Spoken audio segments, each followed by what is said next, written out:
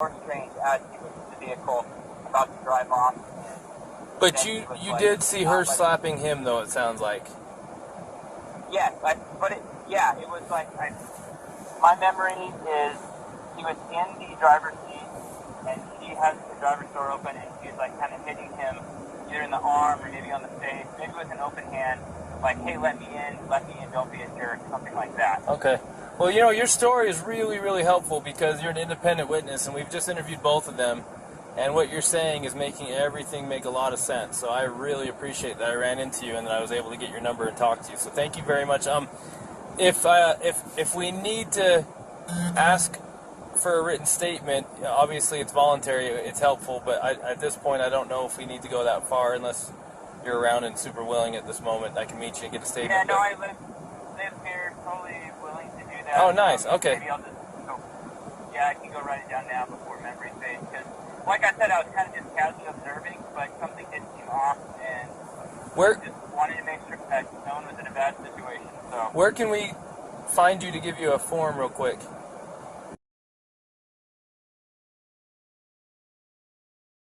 About 10-15 minutes.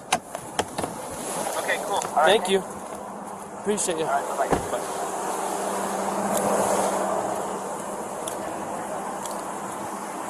Hey, Robin. So I just got off the phone with one of the two witnesses, and I recorded it. Do you want me to tell you what he said real quick? Do you mind hanging with him for a minute? So, I think we'll get away from both of them. So, he said that he never saw the male strike the female. He saw the male trying to lock her out of the vehicle. She even told us that he was trying to lock her out, told her to go take a walk. Said that she was trying to get in. She eventually couldn't get in and actually clawed her way in through the driver's door. He said, I don't understand why she's doing that. Well, I think it's because it was the only door that wasn't locked that she could get through. She's trying to get in over him.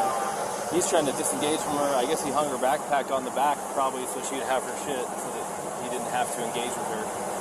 Everything she's saying is the same thing. I haven't heard what he said, but if that's what he said, it's also what the witness is saying. The witness says, I never saw him hit her. I saw him shove her, but I couldn't tell if it was an aggression against her or a defense against her as far as her, being the aggressor. So at this point, unless the guy's screaming that he needs to go to jail and did something to this girl, it sounds to me like she is the primary aggressor. Yeah.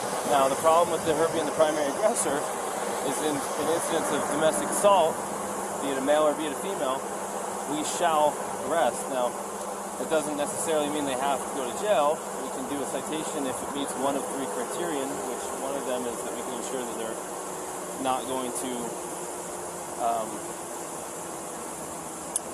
further risk each other's safety. But the problem with that is they live in the same vehicle. That's what I was going to say. The other part of it is... There was actually been injury, too, to the victim, which is him. Right, and I'm getting conflicting stories about why they hit the curb up here. What did he say why he hit the curb? Well, I watched... This is what I saw. Saw him cross the double yellow. I was doing 42 miles an hour. I was, probably 2 car lengths behind him, tapping my wheels at him, trying to get his attention. They knew I was behind him. And then after he crossed the double yellow, he merged over into the right lane, and then out of nowhere, just boom, went hit her. So did he tell you why? He said that she grabbed the wheel and turned it real hard. She said that she was hitting him in the arm. So... Sounds legit. I mean... I'm sure if I'm driving and my arm's on the wheel and I'm getting hit in the arm, I'm probably pulling out the wheel. Yeah. And I'm sure it was a little of both. I mean, usually the truth is somewhere in between. He's probably trying not to say that he hit her because he probably doesn't want her charged with assault, domestic assault. He probably would rather say she pulled the wheel than hit him. Yeah. You know what I mean? So, unfortunately for her, we cannot treat, just because he's bigger and stronger, and even if he's not willing to press charges, we can't treat this differently than if it was a male and female violence. Yeah. And we're going to have to charge her, and we can do a citation if there's some arrangement that can be made to separate them, and then we have to let them know that there's no contact order in effect. Yeah. And then we have to let him know the only way to drop it is to go into the police department during business hours and fill out a waiver, which, by the way, what's today? Thursday? So it won't be till tomorrow. And they're only there till noon, I think. Yeah. Which I'm sure he's going to want to drop it. Well, the other part of it is they said they've been on 4 or 5 months that they've been living out of the van together. Well, this is really bad news, so let's talk to him first. His name's Brian. Did you ask him yet and take pictures of him? Yeah. Okay. So Brian, unfortunately, in the state of Utah, we don't have discretion on some things. Like, for example, if I pull you over for speeding and I want to give you a warning, I can do that because it's under a Class A. It's a Class B or under. If I want to give you warnings for all kinds of stuff, I can. But there's a few things I can't. Like, when I say I, the police, I'm not in charge of this. One of the things that the state legislature doesn't give us discretion on is charges when it comes to a domestic assault. And it sounds like you guys are living together, so you meet the statute for domestic partners, and you do have injury, and both an independent witness, probably the next one we're going to talk to as well, which we haven't talked to yet, but the one we did talk to, and your own companion have made it clear that she was the primary aggressor and that she was striking you and that you received injuries. You haven't admitted to striking her. She has not admitted to you striking her. The witness did not see you strike her. So at this point, you're the victim of a domestic assault. That even if you didn't want to pursue this, we don't have a choice. The best thing we could do to not, the law says we have to charge her. It doesn't say we have to put her in jail. Okay, but it also says we have to separate, do a no contact order, and then we have to put her in jail if we cannot separate. And there's a little problem here. Is you guys live out of Florida, living in the van together. How are we supposed to separate you guys? Now, I don't want to take this small 20. What is she? Yes, a 22-year-old. 22-year-old female in jail. That you could definitely defend yourself against, but at the same time, we can't say because you're a male and she's a female, we can't treat this different than if you were the male hitting her. We got to treat it the same. Yeah, no. So she's kind of in a tough spot. So unless you have an idea about how she can not go to jail and be separated, do you have friends in town? Somewhere she can stay? Tomorrow, if you want to, it's up to you. You can go to jail? You can't because we don't have a charge for you. Now tomorrow, if you wanted to get with her again tomorrow, I'm gonna take the radio. if you want to be with her again tomorrow, because it's after 5, so our office is closed, so you can go to the police department, fill out a waiver to drop the no contact order, so you guys can still be together. But she's gonna have a court date online in a week or two. She's gonna have to show up for her court date online and answer. The prosecutor might drop it. They might say, for example, if you're not willing to pursue it, if that's your decision. Anyway, I was going to say, it definitely is. I'm not going to pursue anything. She's my fiance. I love her. It's just a little squabble. I'm sorry that I had to get so public. So I just want to get like the checklist of things I got to do to get rid of it. So if you want her back, well, she'll get a paper with a court date. How do I get rid of it? Well, the court date has to be attended in order for them to decide whether they need to continue or drop it.